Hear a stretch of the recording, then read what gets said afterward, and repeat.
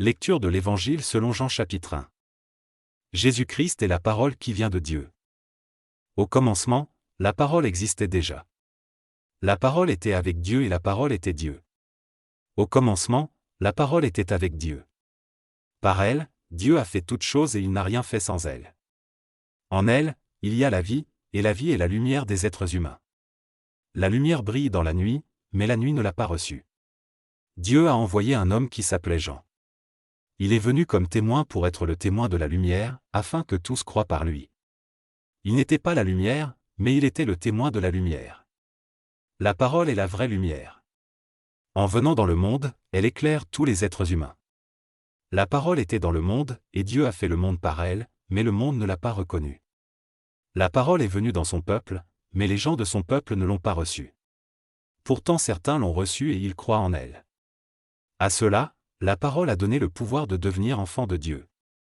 Et ils sont devenus enfants de Dieu en naissant non par la volonté d'un homme et d'une femme, mais de Dieu.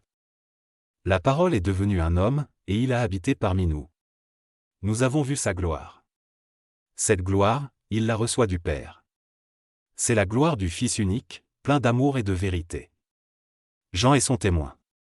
Il affirme d'une voix forte, « C'est de lui que j'ai parlé quand j'ai dit, l'homme qui vient après moi est plus important que moi, parce qu'il existait déjà avant moi. » Oui, nous avons tous reçu une part de sa richesse, nous avons tous été remplis de son amour, et de plus en plus. Dieu nous a donné la loi par Moïse, mais l'amour et la vérité sont venus par Jésus-Christ. Personne n'a jamais vu Dieu. Mais le Fils unique, qui est Dieu et qui vit auprès du Père, nous l'a fait connaître. Le témoignage de Jean-Baptiste. Les chefs juifs de Jérusalem envoient des prêtres et des Lévites pour demander à Jean, « Qui es-tu » Jean ne refuse pas de répondre. Voici son témoignage. Il dit très clairement, « Je ne suis pas le Messie. » Les prêtres et les Lévites lui demandent, « Mais alors, qui es-tu ? Est-ce que tu es Élie » Jean répond, « Non. » Il lui demande encore, « Est-ce que tu es le prophète » Jean répond, « Non. » Alors ils lui disent, « Qui es-tu » Nous devons donner une réponse à ceux qui nous ont envoyés. Qu'est-ce que tu dis de toi-même ? Jean répond avec une parole du prophète Ésaïe, « Je suis celui qui crie dans le désert. Préparez un chemin bien droit pour le Seigneur. » Parmi les hommes envoyés vers Jean, il y a des pharisiens. Ils lui posent une question, « Tu n'es pas le Messie, tu n'es pas Élie et tu n'es pas le prophète. Alors pourquoi est-ce que tu baptises » Jean leur répond, « Moi, je baptise dans l'eau.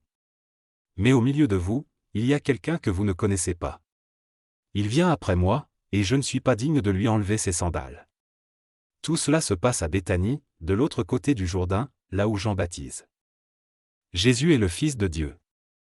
Le jour suivant, Jean voit Jésus qui vient vers lui. Et il dit, « Voici l'agneau de Dieu qui enlève le péché du monde. C'est de lui que j'ai parlé quand j'ai dit, l'homme qui vient après moi est plus important que moi, parce qu'il existait avant moi. Moi, je ne le connaissais pas.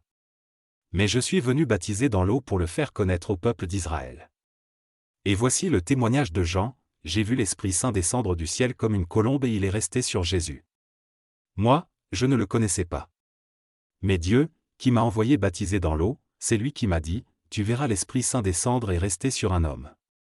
Et c'est lui qui baptise dans l'Esprit Saint. Moi, j'ai vu et j'en suis témoin, cet homme-là, c'est le Fils de Dieu. » Jésus appelle ses premiers disciples. Le jour suivant, Jean est là de nouveau avec 2 de ses disciples. Il regarde avec attention Jésus qui passe et il dit, « Voici l'agneau de Dieu. » Les 2 disciples de Jean entendent ces paroles et ils suivent Jésus. Jésus se retourne.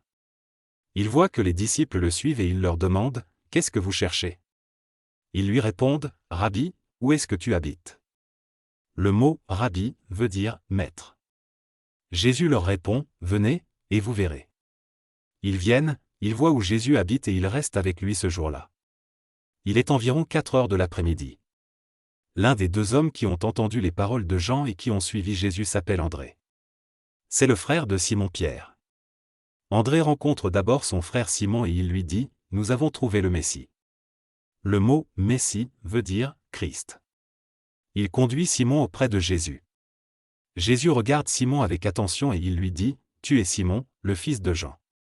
Tu t'appelleras Cépha. » Ce nom veut dire « Pierre ». Le jour suivant, Jésus décide de partir pour la Galilée. Il rencontre Philippe et il lui dit, « Suis-moi ». Philippe est de Bethsaïda, le village d'André et de Pierre. Ensuite, Philippe rencontre Nathanaël et il lui dit, « Dans la loi, Moïse a parlé de quelqu'un. Les prophètes aussi en ont parlé. C'est Jésus, le fils de Joseph. Il est de la ville de Nazareth. » Nathanaël dit à Philippe, « De Nazareth, est-ce qu'il peut sortir quelque chose de bon ?» Philippe lui répond, « Viens, tu verras. » Jésus voit Nathanaël qui vient à lui et il dit à son sujet, « Voici un vrai Israélite. Cet homme-là ne sait pas mentir. » Nathanaël demande à Jésus, « Comment est-ce que tu peux me connaître ?» Jésus lui répond, « Avant que Philippe t'appelle, je t'ai vu. Tu étais sous le figuier. » Alors Nathanaël lui dit, « Maître, tu es le Fils de Dieu, tu es le roi d'Israël. » Jésus lui répond, « Je t'ai dit, je t'ai vu sous le figuier, et c'est pour cela que tu crois. Tu verras des choses beaucoup plus grandes. » Et Jésus ajoute, « Oui, je vous le dis, c'est la vérité, vous verrez le ciel ouvert et les anges de Dieu qui montent et descendent au-dessus du Fils de l'homme. »